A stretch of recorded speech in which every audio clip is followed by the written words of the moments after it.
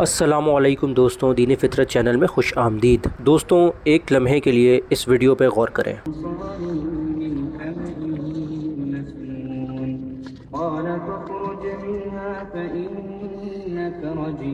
یہ منظر دیکھنے کے بعد ایک سوال ضرور ذہن میں آنا چاہیے کہ کیا ایصال ثواب کی نیت سے ریکارڈنگ کے ذریعے قبر پر قرآن پڑھنا جائز ہے یا نہیں؟ تو اس کا جواب یہ ہے کہ ریکارڈنگ کے ذریعے قرآن کریم کی جو تلاوت سنی جاتی ہے، اس کے ساتھ اگرچہ تلاوت کے کچھ احکام مثلا اس کے سننے پر ثواب کا ملنا اور آداب مثلا اس وقت خاموش ہونا وابستہ ہوتے ہیں، مگر اس کو تلاوت کے متبادل بنا کر ایصال ثواب کی نیت سے استعمال نہیں کیا جا سکتا، کیونکہ تلاوت کے ثواب کے ایصال کے لیے تلاوت کا صحیح و معتبر ہونا ضروری ہے، یعنی تلاوت کرنے والا تلاوت کرنے کی اہلیت رکھنے کے ساتھ ساتھ ذی شعور بھی ہو، اور ظاہر سی بات ہے کہ ٹیپ میں نہ تلاوت کرنے کی اہلیت ہے اور نہ ہی وہ ذی شعور ہے۔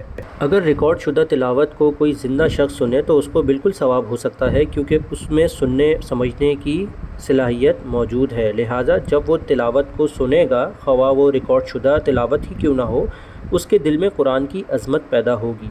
نیز اگر وہ قرآن پاک کا ترجمہ جانتا ہے تو آیات سن کر ان کے مضامین میں غور و فکر کرے گا، اور یہ سب اعمال زندہ کے حق میں نیکیاں ہیں، جبکہ مردہ شخص مکلف نہیں ہے، اور وہ جہاں ہے وہ دارالتکلیف نہیں ہے بلکہ دارالجزا ہے، لہٰذا مردے کے سننے کے باوجود اسے ثواب نہیں ہو سکتا۔